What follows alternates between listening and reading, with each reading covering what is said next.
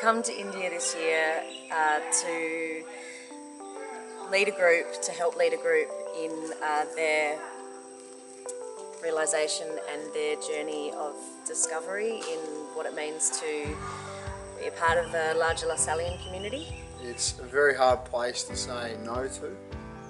You form great connections with the kids here. Not only that, you get a bit out of seeing you guys come over and change as people. This is my second trip. I came along last year and it had such a huge impact. Goodo does such an amazing job organising this trip, and the work of the brothers is just so absolutely amazing. The smiles that the kids of India bring to our faces is just ones that you cannot forget.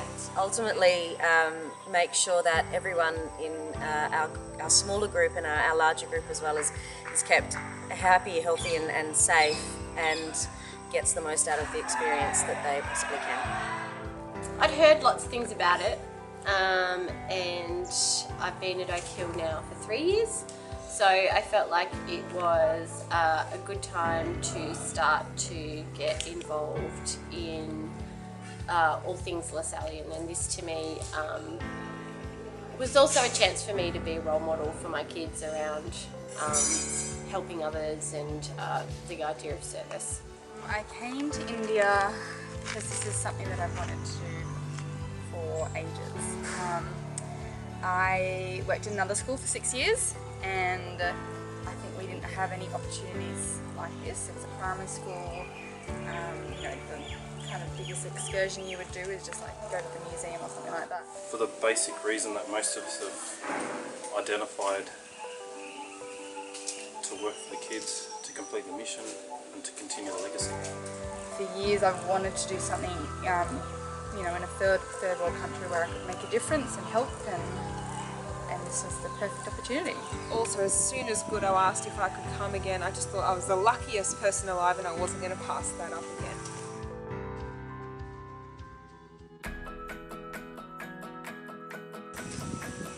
Oh, it's bloody hot. Hot.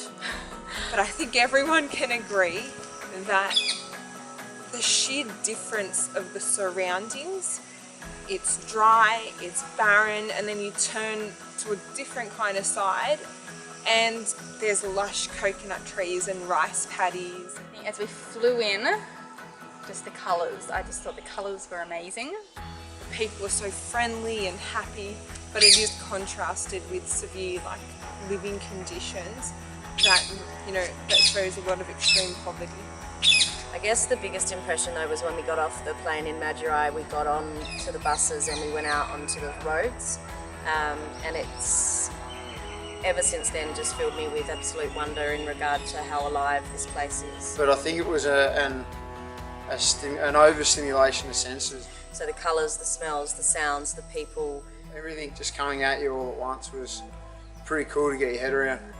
It was the drive from the airport Madurai to Dindigul, and I was right at the front, so I was a bit scared at the start because the traffic was mental. But I just was taking in the land, and it was beautiful. So much more than you expect. You see the touristy picture side, you see the charitable picture side, the two polar extremes, and there's actually a beautiful country in between. So different to anything you'd find in Australia.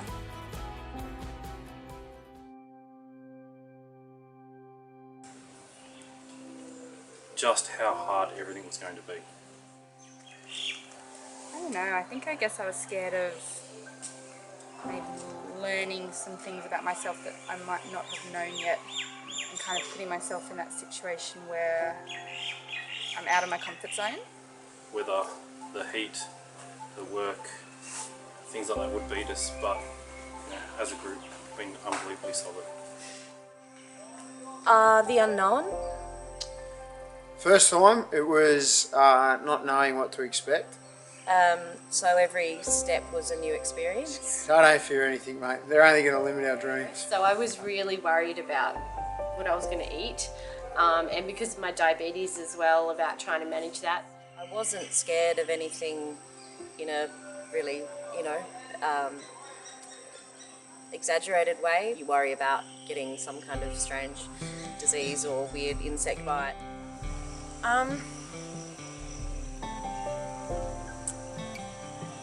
Not seeing some of the kids.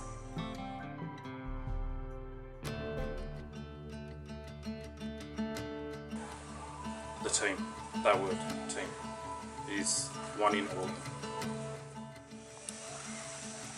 Oh, our team is just so strong, like solid work ethic, everyone gets involved, they all work together and everyone's personalities are so different, but our group works so strong together. So I think the cohesion that we've developed is awesome. Our team is just so cohesive together. The bond which we have, 29 students, 6 staff, it's pretty close. When we get stuck in, we do the work, everyone's there from start to finish, everyone serves a purpose, everyone's got a job, and we all seem to get on quite well together. It's a pretty unique combination and team dynamic. You know, the relationships that are forming, you know, between the teachers and the students students with each other, I think is just awesome. You know, we've got really good banter between everyone, and the work ethic is phenomenal. My favourite part of it has been how easy it's been to be a team. Sometimes being a team is something that you really have to work at, but for Team Zoe it's just kind of seemed to work. The people and how the people come together to create a group and a family. Every single person is the best part.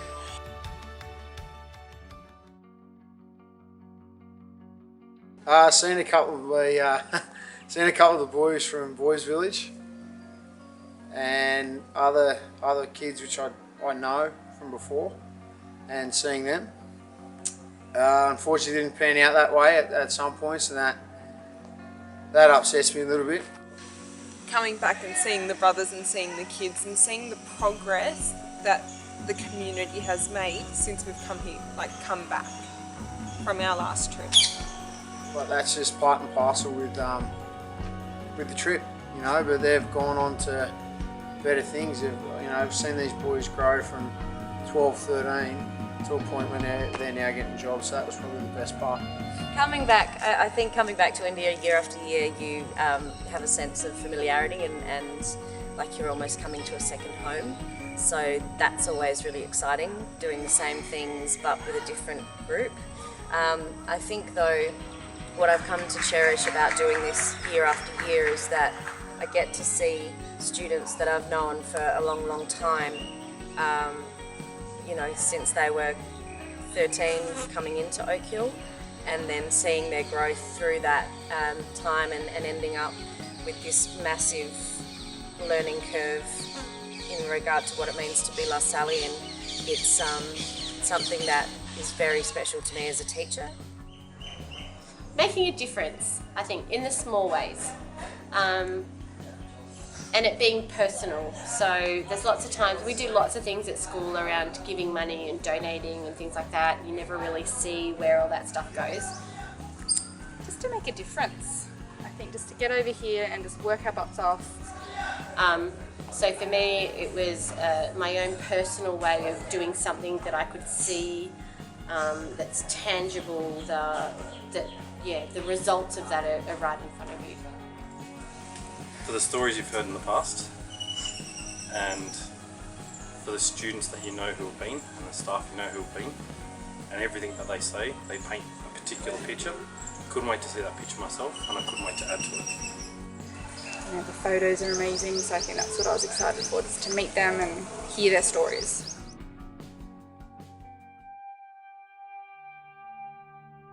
I think the way that they value everything that they have, whether it's their small box of personal possessions or the value of the education that they receive, or how proud they are to show you everything that they have. And I think that's such a huge message about materialism or what is the source of happiness.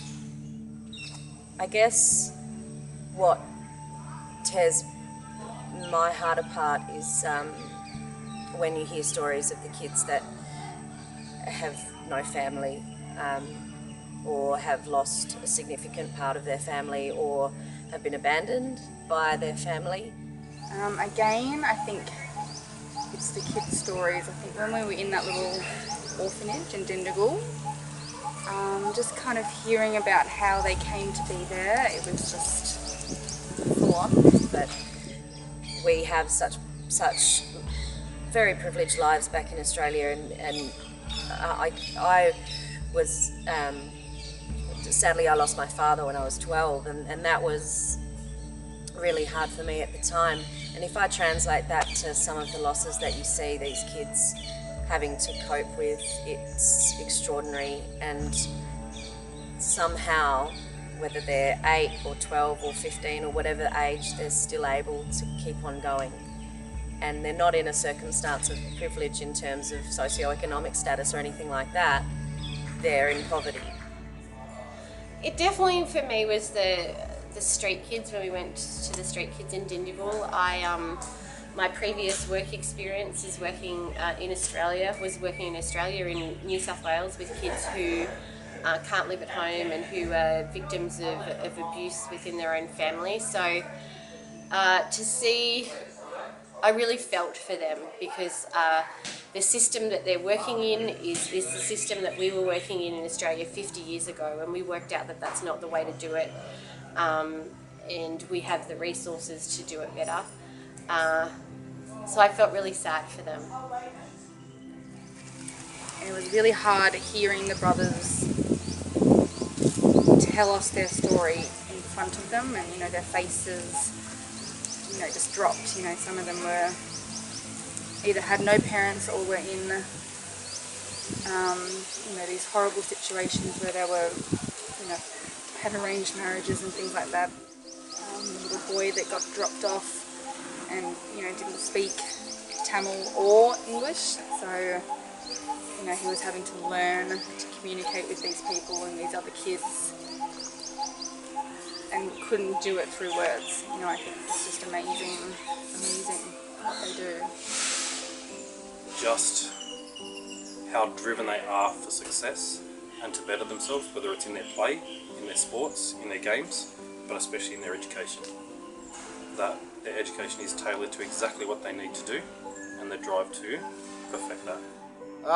It's a selfish one. It's when I walked in, when you guys were getting a tour around Dindigul, and all the kids, or one boy spotted me who knew me from last year, and a couple others, and as you know, I'll give myself the nickname of Donny. Helping kids that are really down and out.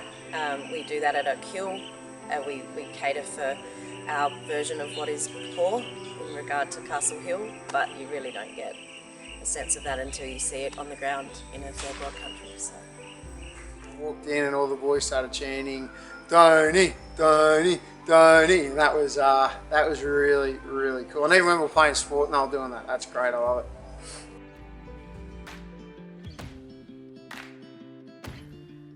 Absolutely, without a doubt. Definitely. Yeah, I think anyone can look at the kids and see, they're just, the familiarity with them. It's like that they are their children. It's a beautiful relationship to watch and to see. And I'd love to see how those relationships develop. Why I guess I keep coming back is because the work that the brothers do is so crucial. You can talk about brothers being principals of schools, you can talk about brothers being part of mission groups, but the brothers here are doing exactly what I said before. They are making sure that the kids receive the dignity that they actually deserve, and that they are given a strength and the courage to go into the world and actually work. It is indescribable, the change and the opportunities that the brothers are giving. The brothers put them through creches, primary schools, high schools, development of AIDS community work, and if they weren't developing all of these initiatives, these kids would be left by the wayside. The smiles on the kids' faces and the positive energy that you get from them, their commitment, their desire to just want to do well, because the brothers have provided them with that opportunity. Had they not, who knows where they would be. And there's a sense, not just within the brothers, but all the video, that you look after other people. And the job the brothers do in that sense is phenomenal. You know, we're here because of them. If they weren't here doing the work, there'd be no Team India. We couldn't come over here and establish that. You can't, I don't think you can even describe the opportunity that the brothers have been able to provide for them. I don't have any doubt that these kids have had a better life because of the brothers.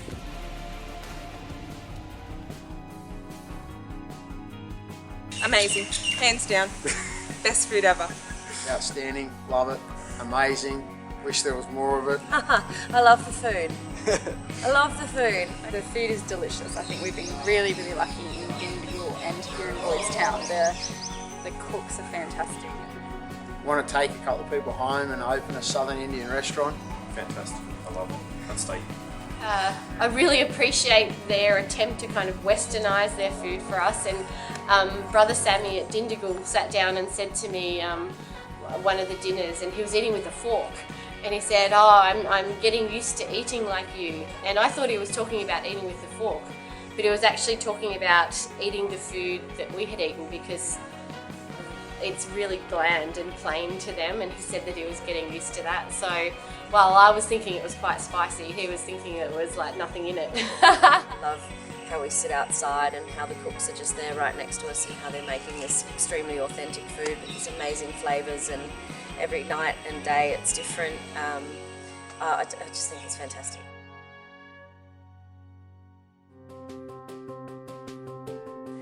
My kids. That's it. Just my boys.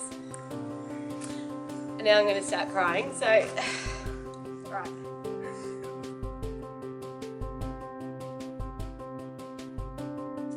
My family, my niece and my nephew. I'm lucky that Mum is here in the other group, but yeah, just, you know, I keep seeing little videos that I've got on my phone of my niece and nephew, and they're just going through that age where they change so much in a couple of weeks. Probably clean water, but to be honest, that's about it.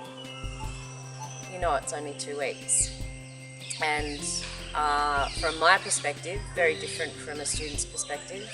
From my perspective, coming here for 2 weeks and living without all of the bells and whistles that go with Sydney or our Western culture is like a holiday. Probably family and friends, yeah. But it's good to have their support on the way, because they know what we're doing and they know how much it means to me. And you know, to let someone in your family or someone you're close to go overseas for 2 weeks and serve other people is a strong decision as well. So miss them the most. I don't know if they miss me that much. But I do. I see it as a very happy place. Very happy place to take relief from mobile phones and traffic and all of the structures that we live in Sydney. So I really don't miss anything. My family.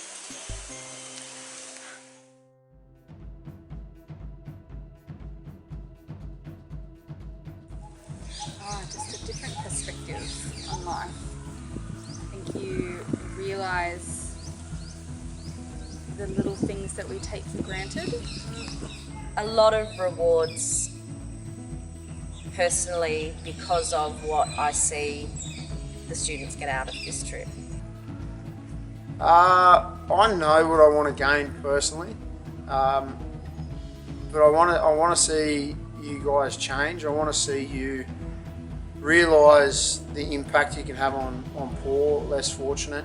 I want you guys to get back and go, all right, we've only just begun our service. We're privileged. What can I do here to help out? I really do see my job here as making sure each individual student gets as much as they possibly can out of this journey and this trip. To see you guys go back to Oak Hill and to Castle Hill and to Sydney and be changed by what you've experienced here, that is what I get out of the trip. So I want to achieve that that motivation and drive from a student cohort. Definitely appreciate more of what I have, I think.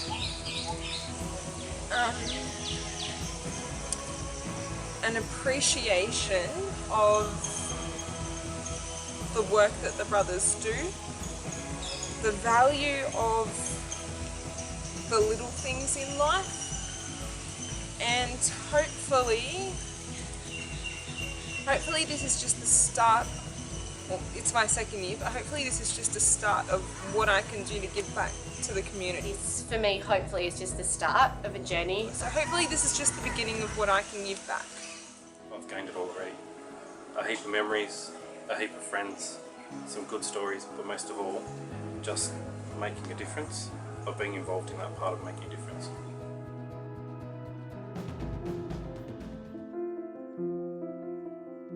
Oh goodness, how doesn't it? I think it fulfills the 3 core values of faith, service and community. It's able to combine all of those things in one.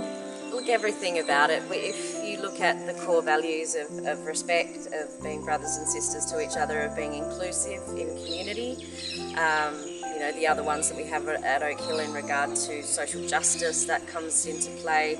Faith, service, community. We go to Mass, we serve others, we build a sense of community, you know, by playing with the boys, by interacting with the brothers, showing these Indian boys that they're our brothers, and it's quite funny seeing them call the girls sisters, you know, and we're being brothers and sisters to one another, and that's really important to the work we do and continue on the work the brothers do. Breaking or working through language barriers and having that human experience in regard to that brothers and sisters core value is extraordinary. I think the students coming here learn to have massive respect for all different kinds of walks of life. So it ticks all the boxes every step of the way. Oh, it's every single star, and at the same time you get to see how it's done overseas, and that I think it's done much, much better. I think the big thing that stands out is just, you know, the brothership. I think how everyone interacts together and takes care of each other, and, you know, if someone's feeling down, someone jumps in. We can talk about it, we can try every now and then, but these people live it non-stop, 24/7. Well, the brothers stand for faith, service and community. Our values are lived out through the little things that we do, the smiles that we bring to the boys' faces, making the trip over here as a community. You know, that's fulfilling our community kind of component, and service is just the core of what we do. But it also brings up the idea of respect. Like, we have so much respect for these kids and the brothers that we come here each and every year, and we're all brothers and sisters here. There's no kind of social classes or anything like that in Boys Town or in Dindigul.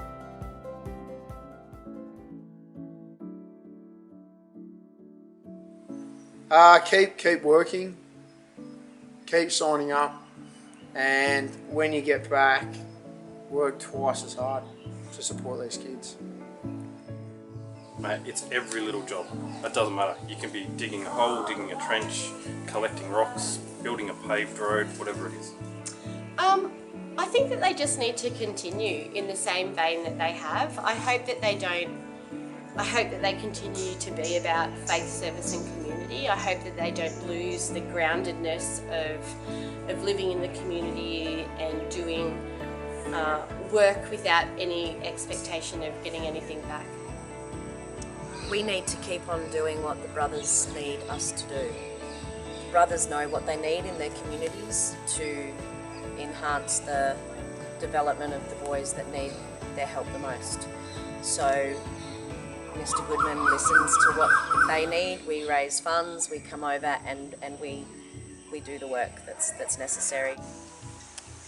We always say that you can't do enough before you go, and we say that every year. Like, you don't want to go in half-assed and then come back regretting that you did more. So the most fundraising that we can do beforehand. I think just keep doing what we're doing. You know, raising the money I think is really important. You know, the bingo night, the cupcakes that you guys are selling each Friday. Every little bit of money you don't realise how much it helps them. Yeah, I think the biggest thing is fundraising, because the work that we do here is only just a small part of what the brothers are trying to achieve. So as much as we can support them, they have the funds and they actually hire local workers to support their own communities and their own families, and that's the whole thing about the legacy and them being able to stand up for themselves. Yeah, just keep coming in. I think as many kids and teachers, if they can keep getting involved, the better. We can do so much more with more hands on deck.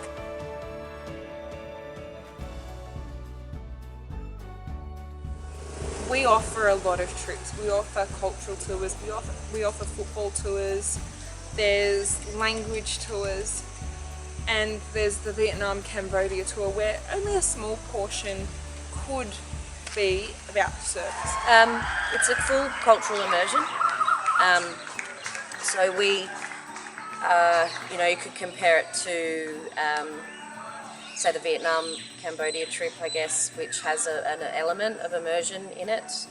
But we come over here and we live with the boys, we live in their conditions, we live in their kitchen, in their, on their basketball court. This whole trip is about service to the community and giving back, because we know we're so privileged and we have so many opportunities. So the whole message of this trip is totally different. It's not about sightseeing, it's not about acclaim or accolades or anything like that. It's all about getting down to the grassroots level and helping people empower themselves. I think it is, it's about involving yourself in the community. It's not just about going to India and seeing the things that, that are there to see.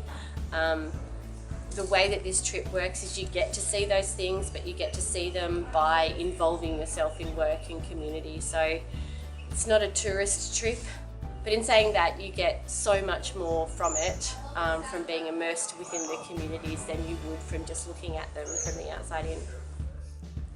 The conditions you're in, the environment, you're not in a hotel, you're on the ground, you're doing the work. It has that mission purpose. It's not just about football, it's not just about science, it's not just about the culture, it is about the people who are involved. And I think it also really tests your mental character and physical character. It's physically demanding. I mean, look at me. Well, I think just what we're doing here, it's really, I think in particular here in Boys Town, I think everyone's noticed the amount of work we're doing. It's physically and mentally demanding, and when you have that downtime, you're trying to, pep yourself back up for the next session of work, or to concert that night, or to play sport. And that challenge, I think, allows a person to discover a lot about themselves. And the rugby tours and all that, they're amazing and great fun, and I think good educational experiences. I think this is like a life experience. You go back and you've changed other people's lives, and you've changed your own life as well.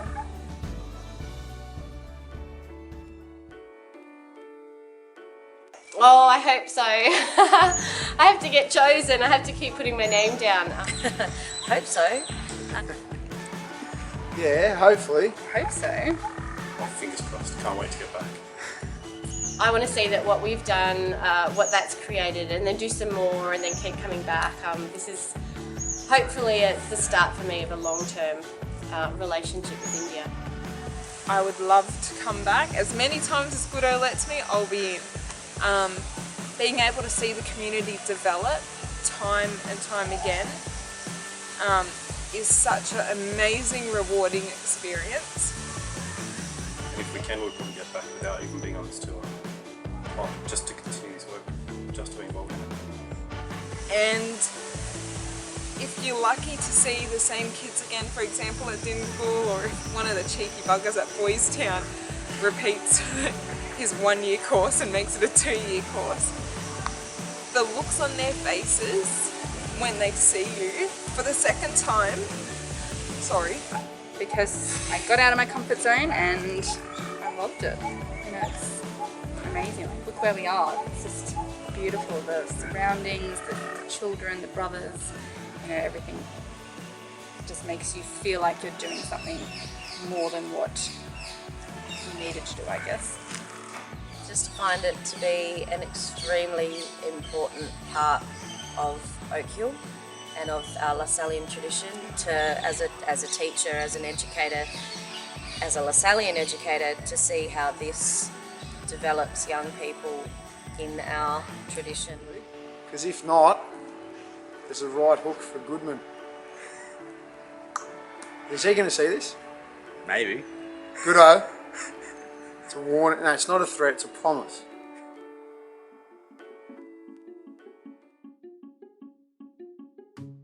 It was when Seuss, Jonathan Susse Pillay, Seuss. Jay Seuss came over and we had, you know, the brown team and the white team. Playing volleyball. He just slid straight into their team. walked onto the volleyball court. It was Australia v India, and chimed in with the Indian boys. Came over and he just joined in the brown team, and it was definitely a very funny moment. They didn't even notice for about 5 or 6 serves. I reckon that's one of the funniest things I've seen. Apart from a lot of other things, but that's near the top. I did quite enjoy as we came out of the chapel today, trying to get those boys to take a photo on the iPhone of all of us, and they're all just arguing with each other and they didn't know where to press, and they're zooming accidentally. I'm pretty sure there's a few photos of just one person on that camera. That was pretty good. Brother had to go and take over. But the funniest thing by far for me would have to be walking up the fort and our tour guide taking a liking to a few of us and having a candid tour of the Dinstable Fort and the prison cells and escaping, but also our little yoga experience, and also at the top where he married me and Luke. Kind of, and did a performance with Zoe in front of us to celebrate our vows. Well, for me, it would have to be, and you guys, the kids weren't part of this, but it was maybe about day 2 or day 3 in Dindigul, and Mr. Fisher had a very good morning. He'd been waiting for it for a couple of days, and he had a very good morning, so, which was hilarious.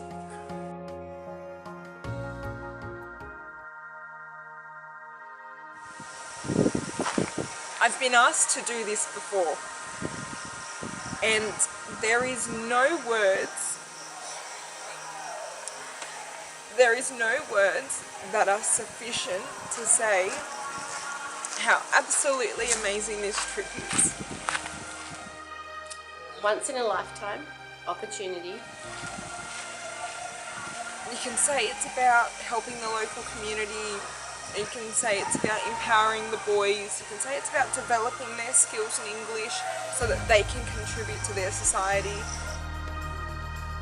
Filled with emotion, filled with spirit and adventure. But without doing this trip, you can see photos and stuff, but without doing this trip, you cannot fully understand the experience. An insane experience that is beyond any picture or story that anyone can tell you. I think the whole thing has just been the best experience. It's something that I will never forget. The boys and the girls that we've met along the way have changed me. An amazing team building exercise that makes a difference for wonderful people. A life-changing experience I wish everyone had the opportunity to do. It gives a person a sense of direction and purpose, and hopefully people are motivated from this experience to continue their work back home. It's an amazing experience, definitely. I've loved it. Team India is an enormous challenge that brings together like-minded students and teachers to fully immerse themselves in a Lasallian journey. It's one of the best things that you can do as an Oakhill student, and we are extremely lucky to have the partnership of the brothers and the boys in India, in Madurai, every year.